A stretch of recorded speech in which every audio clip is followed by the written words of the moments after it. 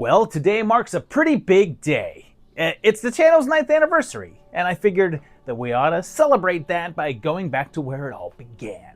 You see, I started this with a Friday the 13th timeline, and I thought maybe it was time to revisit Crystal Lake, which some people refer to as Camp Blood. And we're gonna...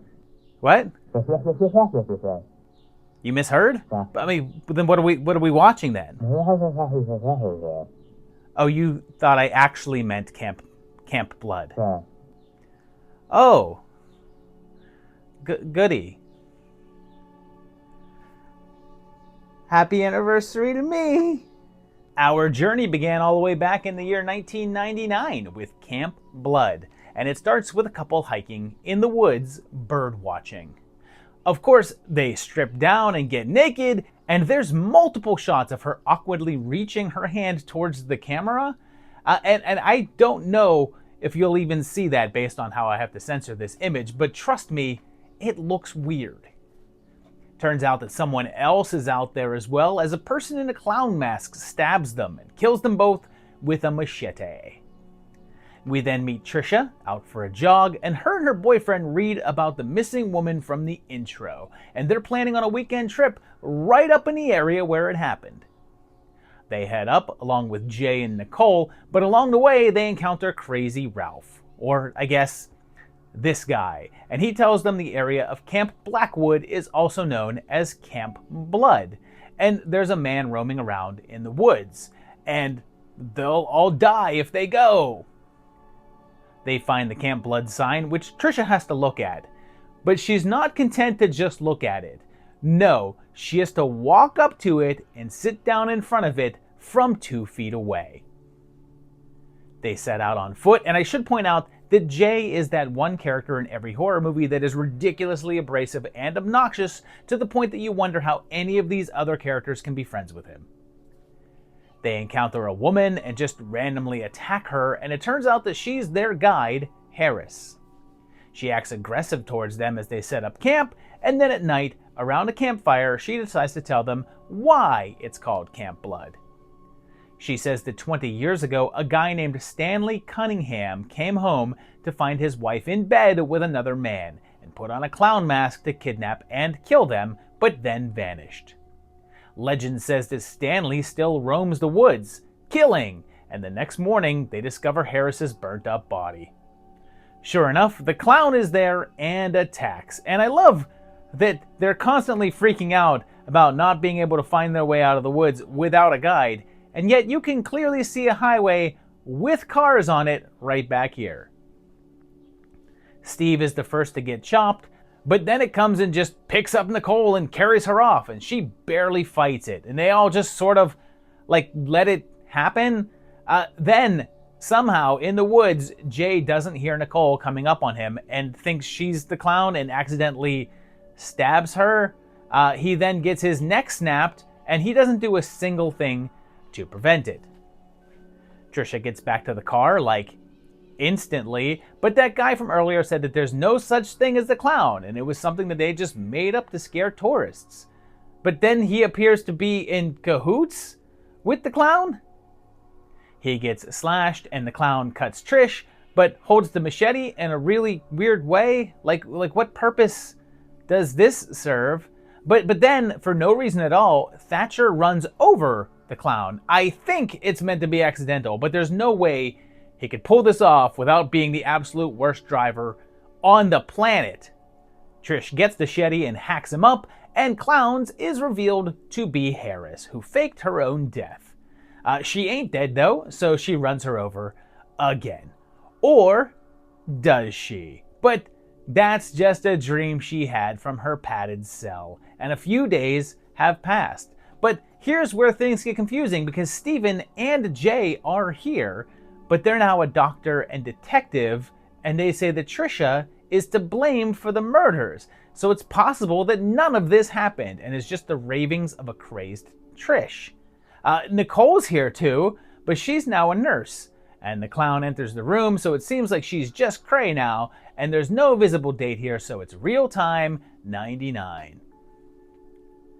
The following year, 2000, a sequel arrived with Camp Blood 2 with the same team involved. A young couple in the woods again talk about the Camp Blood killings, and the guy said that it happened last year, so this appears to be a year later. So it would be 2000 now, as long as we keep that 99 date for the first one.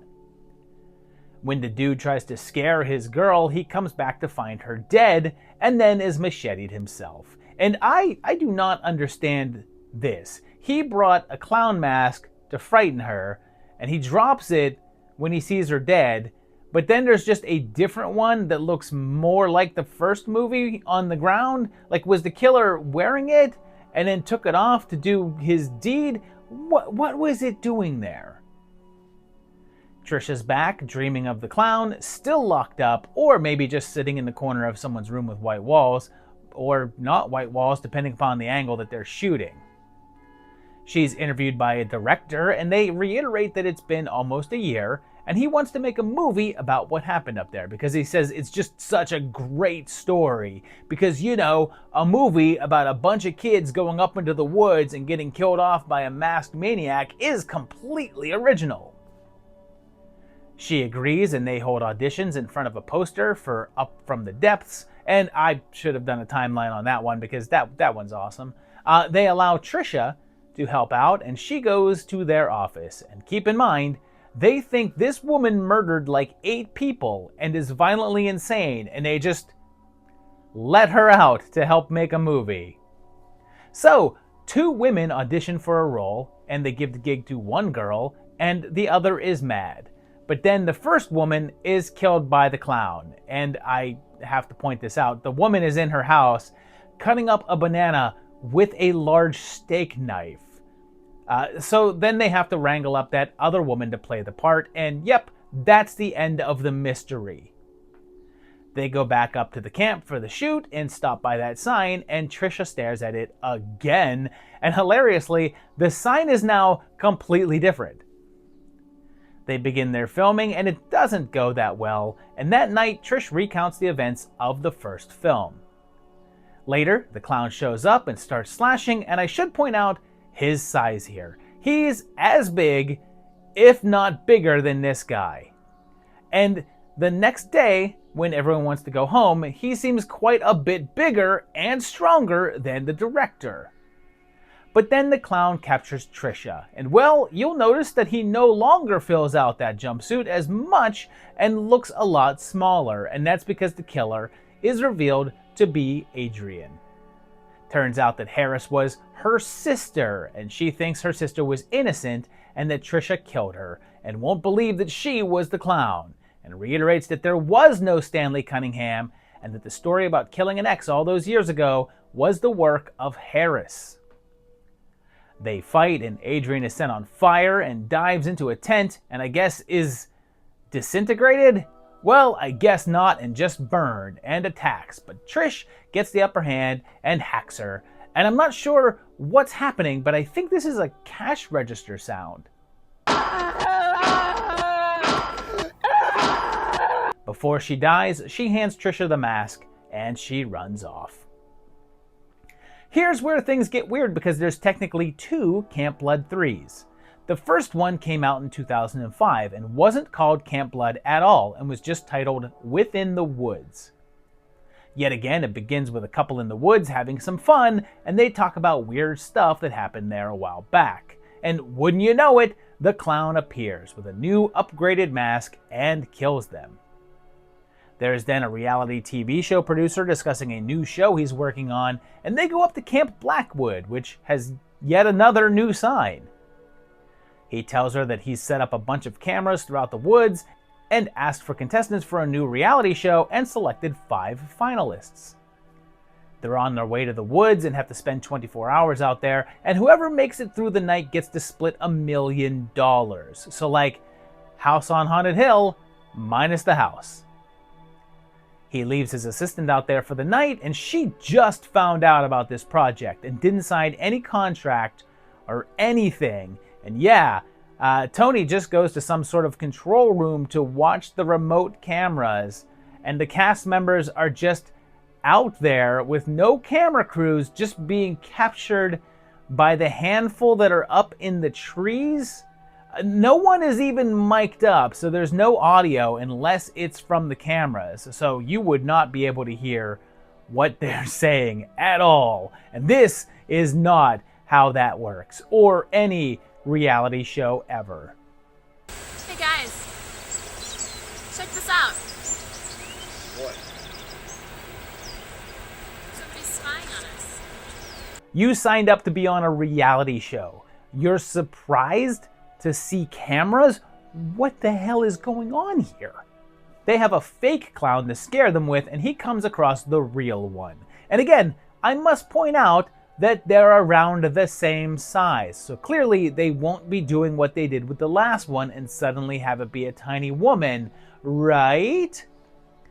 At night around the campfire, they tell the stories of the first two films. He says the first massacre was 99, which confirms our date there, and then says the next ones were a year later, but we knew that, and that confirms 2000.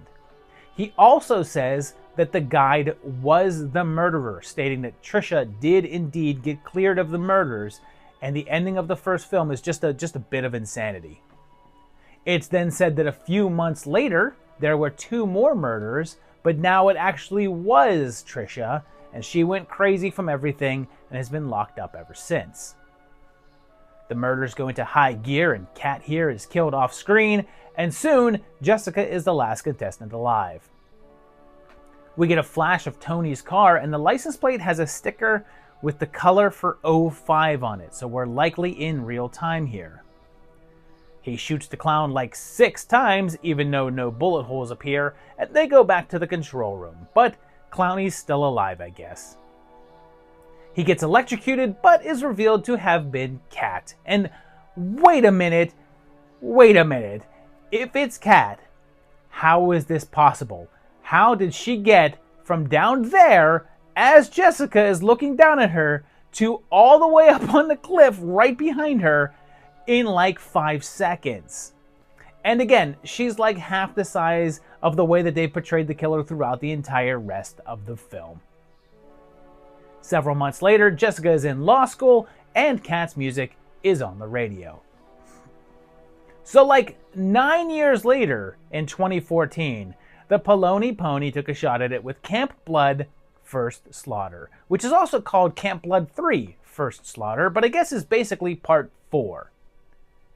It begins with people talking about the clown and saying it's likely an urban legend, but it looks like there's definitely someone in a mask stomping around out there with a machete. The Camp Blood sign is here again, and again, it's different, and the area is now along the water.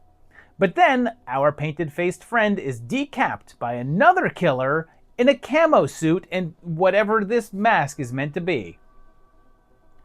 He kills people, and we jump to a college class, although there's only around 5 students in the class. It's a class on urban legends, and they're talking about the clown, and they show a video that they say is real and from an actual victim. And they talk about a guy killing his wife and her lover, the Stanley Cunningham story, but say that he went mad and is still in the woods, but nothing about Harris or Trisha.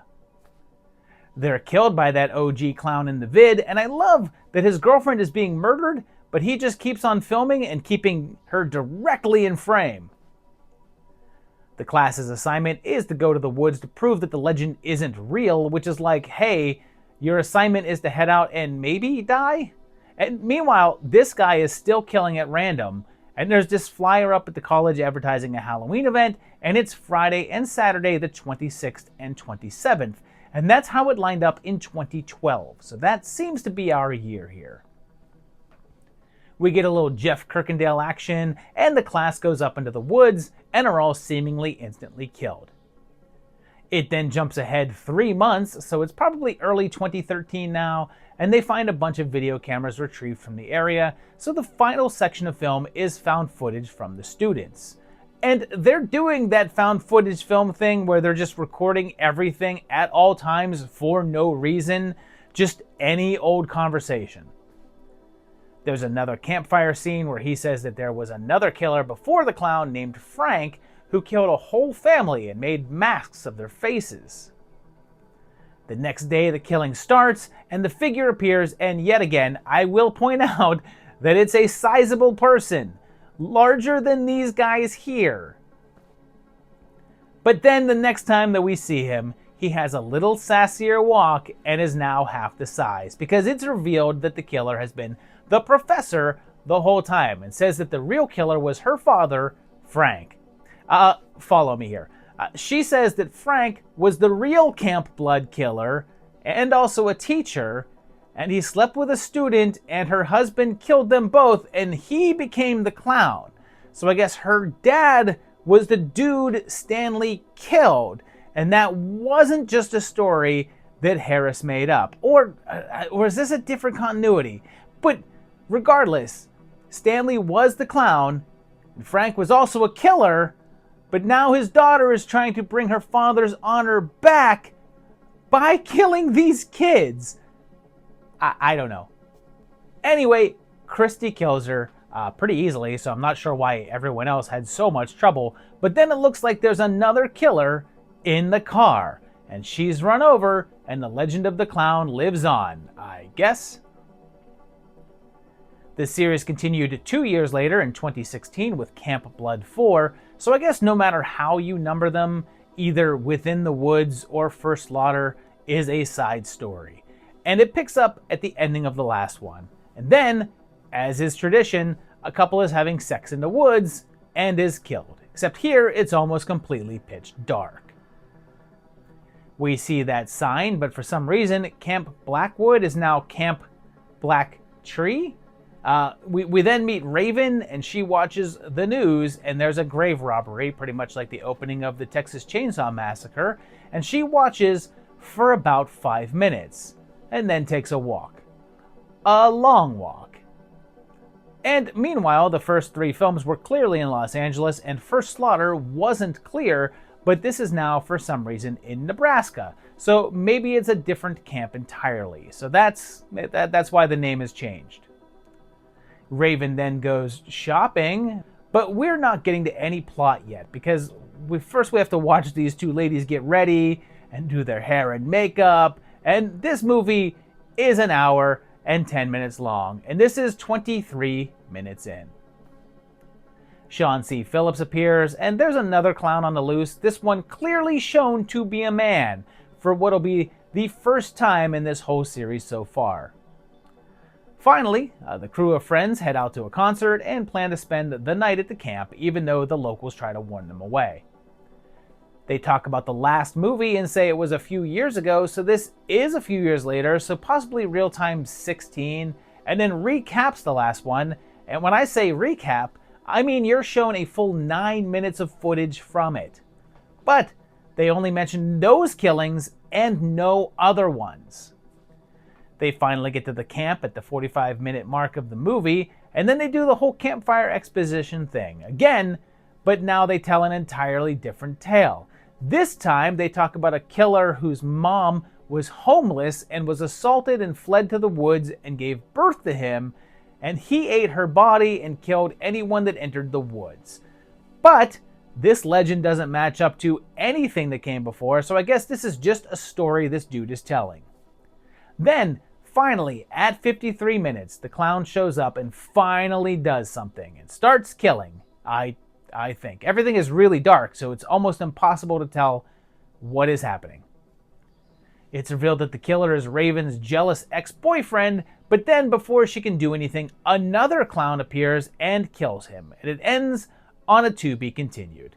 Now, without any other visible dates, this is real-time 2016. On exactly the same day, also in 2016, the next entry arrived with Camp Blood 5. It starts right where the last one left off, but then cuts to Raven in bed, and she's traumatized by the last film, but I guess got away. And you know what the best way to deal with trauma is? Going for a nice, long walk. Down some sidewalks, down some stairs, past some trees. She then goes to a store and it has a big sign in the window saying 2016, so that appears to be the year here. And yep, we're gonna see her do some browsing. Lots of it. And she leaves without buying anything, which is, it's gonna ding their conversion. And that's a retail joke for y'all. And if you get that, I'm so sorry for what you've gone through. Phillips returns and he says that everyone thinks that she killed her ex and that it's been 3 months since that happened. And that confirms part 4 taking place in 2016 as well. Then Raven and her mother kick back to watch a movie. And so do we, for 14 minutes.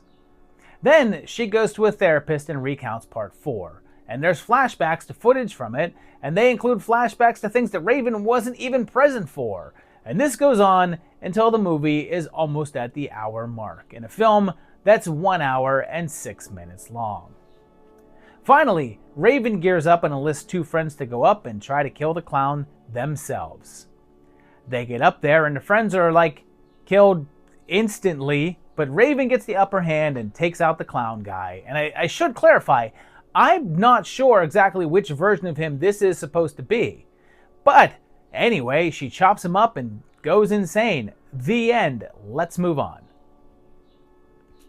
Also in 2016, a year with 3 freaking Camp Blood entries, there was yet another one with Camp Blood 666. It starts with an occult ritual, and the purpose is to revive the soul of Stan Cunningham, the clown killer, and it appears to be successful. And to be clear, I'm not sure which Stan we're talking about here. In the original 3-film continuity, it seems as if there was no actual Stan. But when First Slaughter sort of rebooted things, it's possible that the clown that gets his head cut off by the figure is Stan, or maybe the mystery clown at the ending of part 5. Regardless, he died and is now back. We then meet Betsy, and her dad is George Stover, and he says that her brother has joined a satanic cult.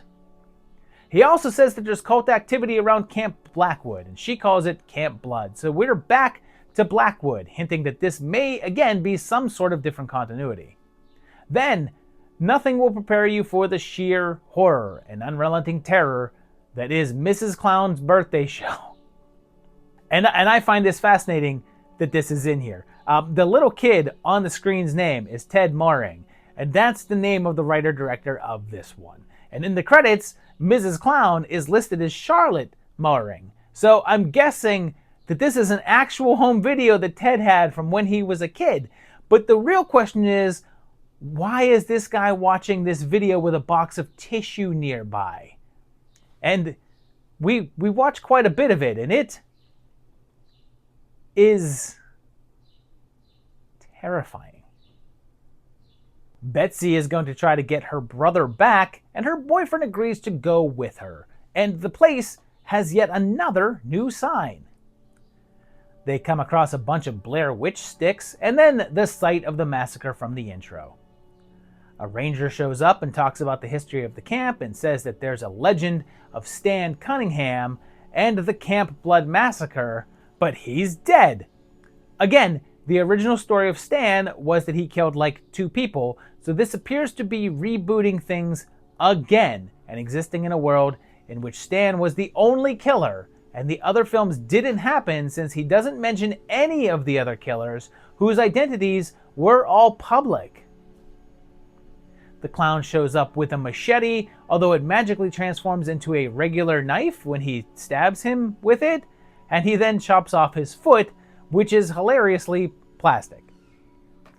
Betsy tells the sheriff about her missing brother, and they go up, and I guess that the clown now has eye beams, because why not? Let's give him eye beams, sure.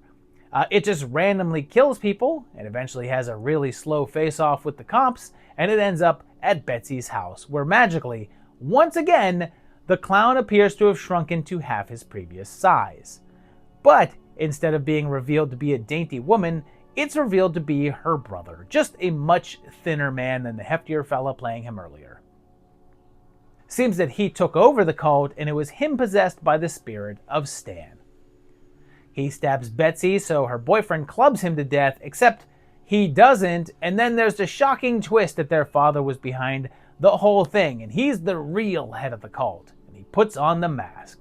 Now, there's no visible date in this one, so we'll roll with real-time 16. and I guess this takes place at the same time as parts 4 and 5 and is either in a different universe or just takes place back in California as opposed to Nebraska. So, 1 year later, in 2017, they wanted to make Camp Blood 7, but they also wanted to cash in on a certain other movie from that year with an evil clown, so we got It Kills, Camp Blood 7. There's a group of college students prepping for fall break, and since I see Jamie Morgan and Kyle Rappaport, I know that Polonia is back behind the wheel. Lizzie has a dream about the clown, but I guess he's really out there. The crew see a hitchhiker and give him a ride, and he's on the hunt for his missing wife, who disappeared from the camp area a few months ago, and he wants to find out what happened to her. Kirkendall shows up again, likely playing a different character than he did in First Slaughter. Whacked. And they find yet another Camp Blood sign, another one, and they say it was Camp Blackwood, and then their car goes missing, so they realize they're stranded there. They find a house and take shelter, and there's yet another campfire scene, and there's a whole new backstory given that it used to be an actual kids camp that was closed when 2 camp counselors were killed, and then the area had disappearances and mystery, so it seems like it's literally scrubbing all of the previous stories and starting fresh. That night, the clown shows up and starts killing them off, including Bishop, and works his way through the crew. And you know, I realize now that the version of this that's currently up on streaming services is shorter than before. When I previously watched and covered this movie, there was a prologue with Ken Van Sant playing both the clown and a victim, but it's not here anymore. Meanwhile, Lizzie comments that statistically, women are less likely to be serial killers and murderers. And hey, maybe she should look at this film series, because this is 8 movies in, and it's about a 50-50 split right now. Soon, only Lizzie and Ginny are left, but one gets axed. And right before he gets Ginny, Drake shows up miraculously still alive. Like, the last time we saw him was like this, with a machete literally on his neck, but now he just has a limp? They're able to drive off, but magically somehow the clown's in the back seat. Monster in the back seat, oldest trick in the book! They fight, and she gets the upper hand, using that classic sign to finish him off. Then removes the mask, instantly going crazy and becoming the new clown. Mark himself cameos in the final shot, and his car has a registration sticker that says it expires in August of 2018, and since this is fall break, it's likely after August and is the fall of 2017. This is where the numbering gets goofy again, because in 2018, 1 year later, Polonia returned to the camp for Ghost of Camp Blood. It starts with showing us the ending of the last one again, but much like Friday the 13th Part 3, now adds in a shot of our guy crawling away. He goes through a random trash bin and finds a clown mask, and it's the same one from the first slaughter. And then there's a news report that says that they caught him, and it's Stan Cunningham, and how did they get this footage? No one was filming that. But they say that he was responsible for 27 murders in the last decade, which is what tells us that this is definitely not connected to at least the original set of films, since their Stan was from 20 years ago, back in 99, so this would be like 40 years after that. And considering that he had been killed and resurrected as a demon thing in Part 6, it seems unconnected to that, since they're saying that he was just a guy that no one suspected. So, Parts 7 and 8 are their own thing. Kirkendall is back again as yet another new character, his third in the franchise. And Stan is cornered by police and shot. And then there's a producer talking to the creator of a ghost hunting TV show, and its ratings are slipping, so they're gonna cancel it. He gives them one chance to save their show by doing an episode on Camp Blood, and 3 students from the local school want to help out. And one of them is Jamie Morgan again, a different character than she was just 1 film ago. They find the sign yet again, and how is that thing still just like laying around? They talk about Stan's legacy and include clips from the other movies, including ones where the killer wasn't Stan, and it appears like Randy has some sort of psychic link to him. Someone in the clown mask shows up and starts attacking, Okay, funny guy. Hope you have clown insurance. But Randy has the actual physical mask and says it's haunted and linked to his spirit. They say the camp was opened back in '68 and try to contact the ghost, and it says that it still has killing to do and takes over Randy.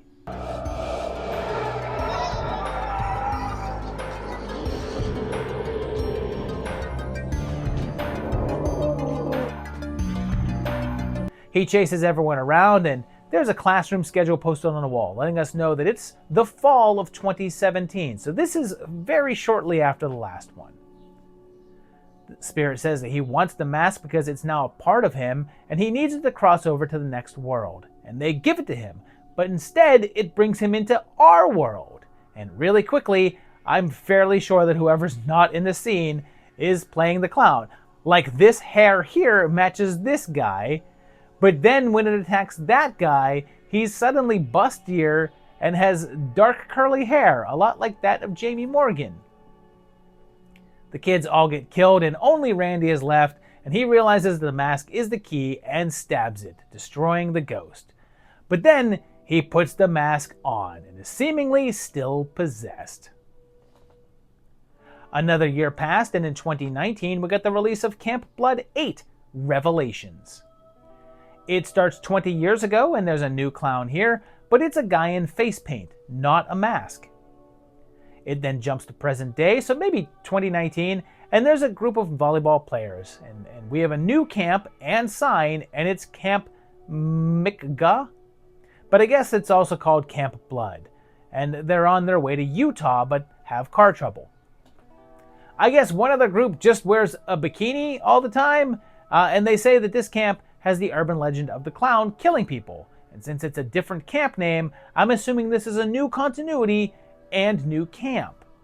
But then, this guy is back from the first film, playing what I think is meant to be the same character, even though he was run over and killed there, so I believe he's meant to just be this universe's version of him.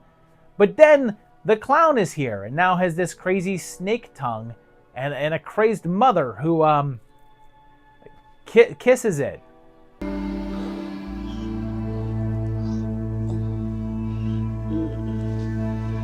The girls are just out in the woods, but so is the clown, and he's so sneaky that they have no idea that he's 2 feet away. And he's able to reach right into this bag and get the keys on the first try, and like, how did he even know that they were there? But then a ghost named Derek appears and tries to warn them, and Sean C. Phillips is back too, but he's also a different character now, different from Raven's brother. They kidnap the bikini girl and then gets locked up with another and claims that his father killed her father. He then kills the film's best character way too soon, and the mom says that the clown's father would put on the clown makeup and kill trespassers. But her son can't figure out the makeup, so he just wears a mask.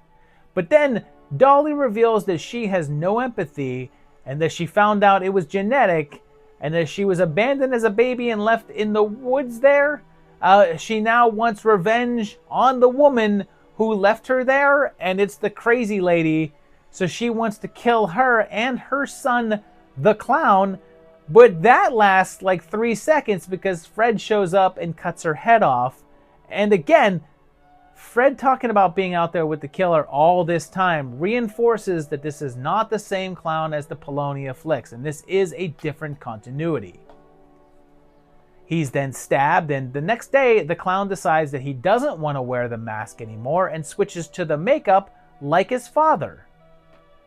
Ashley gets the upper hand on him though and seemingly kills him, and Mama puts on the mask but also gets taken out. Thatcher shows up again and offers a ride, so I suppose he's not villainous in this universe, but the clown guy is still alive and there's no visible date here, so this is real-time 2019. It does have one of the best ending songs of the series though. And look over there! It's Richard Gere! I think it's Gere. Hey, Richard Gere, what are you doing here? There's moon gerbils walking around. And meanwhile, a mid-credit scene shows us the clown joining a new cult. Also, in 2019, there was the release of a film called Camp Blood Kills, but it's not an actual entry of the series, and it's just a compilation clip show of all the murder scenes in the franchise. It's not part of the official canon and isn't in the timeline. 2020 gave us an entry that took us back into Polonia territory with Children of Camp Blood, which opens by telling us that we're back in Blackwood, and again, there's been killings there for the past 20 years. But then throws a curveball to say that the perpetrator hasn't been caught or brought to justice, so it's clear that ghost is no longer factoring in here, since Stan was caught and killed there. There's clips of the previous couple of Polonia entries though, but they're just a dream. We're at the Blackwood Rehabilitation Center and someone grabs up a new clown mask, which is similar, but slightly different to the previous ones. There's also another dude in a different mask, but that's just a prank. And one of these guys was killed in Ghost. And there's a doc on hand that says that the patients are suffering from PTSD. There's a calendar on his desk telling us that it's December of 2019, so we do have a date here. It looks like that there is an actual clown out there though, but when the doc is looking at the patient's testimonies, they're talking about loved ones killed by the clown, and this guy says his dad had a show on paranormal investigations and he murdered interns, seemingly referencing Ghost of Camp Blood, but he says that his name was Marty Banks, and the character's name there was Rusty Bucks. So maybe Marty was his real name and Rusty was a stage name that he used for the show? They have a new arrival with Judy, and it looks like there is a clown on hand again, killing people in the woods. The doc says that he also survived a clown attack when he was 16 years old, and you can see Mark running the camera in the reflection behind him, but then is gone.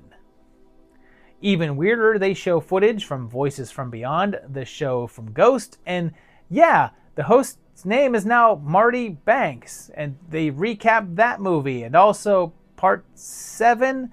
So this is in continuity with those, and says that Stan was gunned down. So I guess that note in the beginning about never being caught was wrong? But then it turns out that these two characters from Part 7 were this guy's parents, and we get a whole flashback to their deaths, and their ghosts haunt their son. But then this girl's mother was the woman killed on that boat, and it's from the footage from Part 7 that I said was missing from the version that's currently online.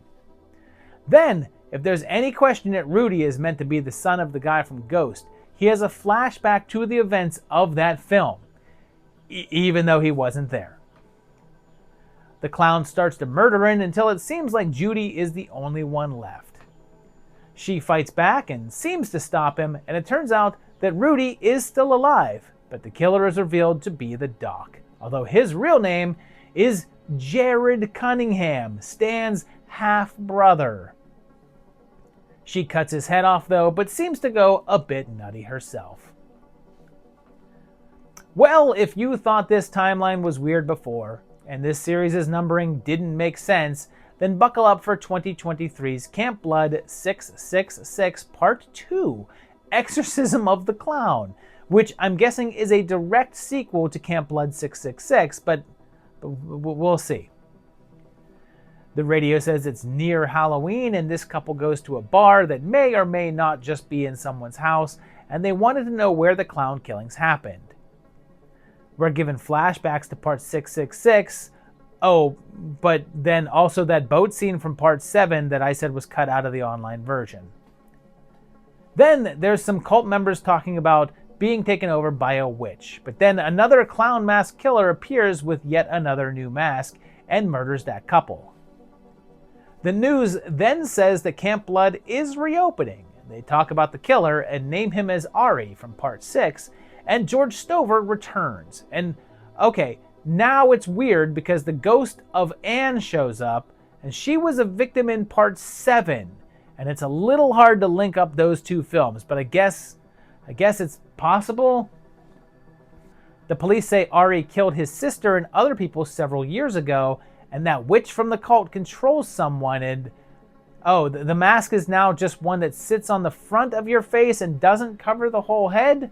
Grace here is the cult guy's mom, and she feels that he's been taken. But a pastor brings his church group to the camp area, and holy crap, Jamie Morgan again, in a non-Polonia entry for her 4th appearance, even if one was only in flashbacks. Pastor Lincoln says his brother was killed there years ago, but then that clown mask guy shows up and starts hacking. Seems like Lincoln is facing some temptations, and sure enough, the sign is there. And it turns out that his brother was Betsy's boyfriend from part 666. A survivalist guy says it's been 7 years, and I'm guessing that he means Ari became the clown. And since we said that's 2016, this is indeed real-time 23. But then there's 2 clowns, the cult guy with the half mask and Ari with a full one, and Ari is defeated. The will of his father restores him, and the cult kidnaps Lisa to use for a virgin sacrifice, but Grace arrives and interrupts it. They do an exorcism and purge the demon in him, but Ari shows up and kills him, and is about to take out everyone, but this guy shows up to save the day. Grace then machetes the witch, and the police arrive to try to make sense of it, and good luck, guys. So, in 2023, there was a different take on things with Camp Blood X, animated. And what are we even numbering for anyways, right?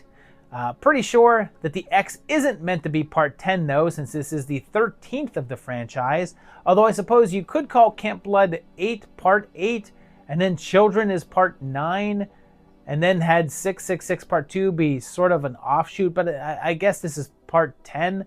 Whatever. It's in the woods, and this animated woman is killed with an old sword. And the killer is someone wearing a clown mask, of course. And then it cuts to what I believe is a campus dorm. And this guy wearing a Things t-shirt, but it's not that Things. There's another movie called Things. There's a group of them heading out for the weekend to the one guy's dad's place, and there's a fairly monumental moment in animation history.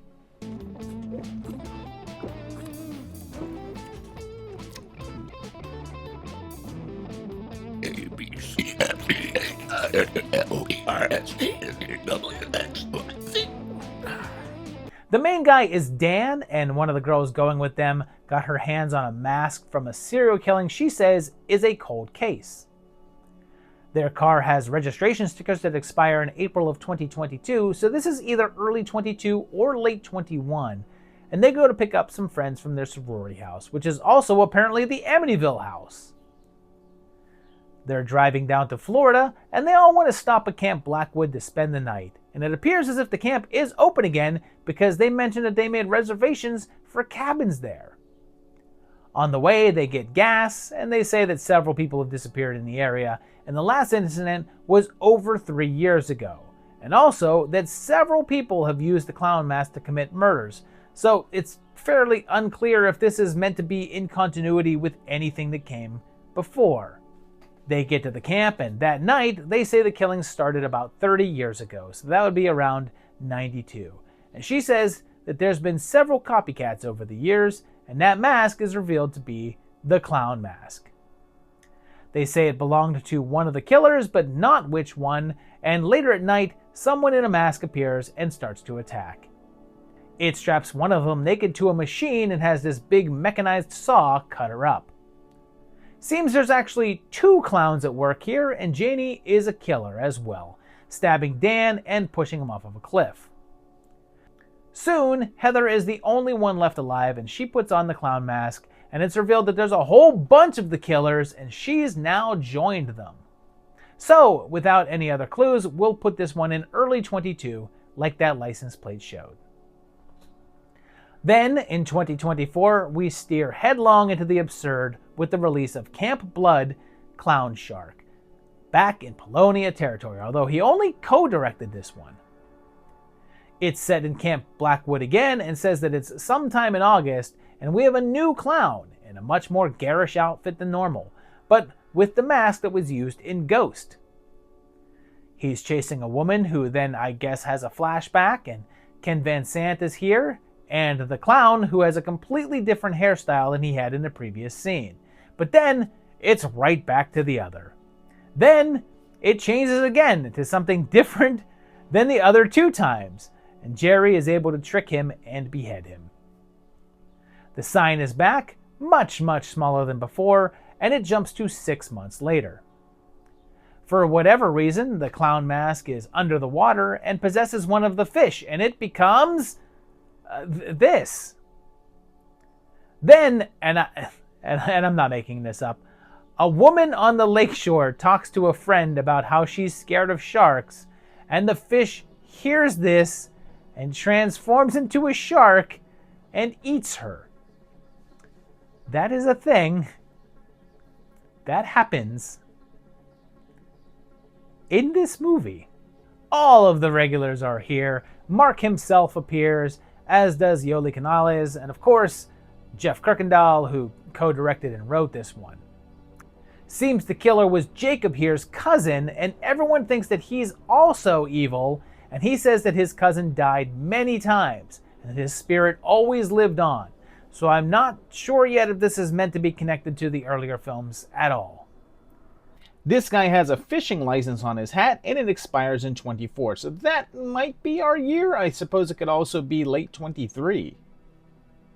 Jerry continues to dream about the clown killer, which includes AI, while Jacob seems to be swayed towards the dark side himself. At one point, Jerry is doing a bit of online research. It comes across this news article that there's no year on, but it says it's Monday, June 5th. But it's from the past. The years that the date fell that way were 2023, 2017, and then all the way back to 2006. And since they keep saying that the killings happened over the past 20 years, I guess it means 06? But then the killer manifests in human form and attacks Jerry's friend. Although that seems to not have been real, although there's handprints on her throat, so supernatural forces are at work. Some local rednecks stop by to harass Jacob, and a mirror there shows them by the lake. But also a warning from Jerry, and right after they encounter the shark, they're knocked off by a man in a mask. A doctor calls the sheriff, and behind him on the wall are some safety protocols that are dated 2023, so that's likely our year. And he and Jerry team up to try to stop the shark. But then we see his car, and it actually has registration stickers on the front. One expires in 5/25 and the other in 8/25. So this is probably going to be late 24 then. They arrive to see Jacob recreate that Leatherface trailer, and he's the clown now and starts chopping. But she uses her psychic abilities to trick him and set him on fire, killing him, but making him also just vanish. She buries the mask, but it appears to still be cursed, and yeah, I don't know what to make of this one. It doesn't seem to fit with any of the other entries, but it doesn't completely contradict them either, but it feels like it's its own continuity. I suppose it could be with the other Polonia ones. Maybe? Finally, there is one entry that I was unable to find a copy to view, which is Camp Blood 9. Really messing up with that title numbering system that they have going on there. But it's Bride of Camp Blood. I was unable to find a version of this. Maybe I can have it later on to do another sort of update, because I'm sure there will also be another 3 to 4 entries released in that time. So there you have it, a whole lot of Camp Blood movies that don't really seem to have any sort of timeline or continuity at all. There are some of these that connect, like the first 3 movies definitely have a timeline and a continuity that goes throughout them, but after that, not really. Like some of the films referencing some of the things that happened before, some of them have flashbacks to some of the things, but then also have other details that don't line up. This is basically an anthology one. You got to go into each Camp Blood movie thinking that it's its own universe, because it doesn't totally connect or line up to the other ones that well at all. But I don't know, most of these are kind of fun. I enjoy these more than I think people would think that I would. I tend to like the Polonia ones. They are fun and silly. I enjoy Part 8. I thought that one was actually kind of goofy and a good time. But yeah, I don't know. Let me know what you think of the Camp Blood series down below. I want to hear that. Leave me your comments. Also, if you liked the video, hit the like. It's the 9th anniversary. You got to like the 9th anniversary of this channel.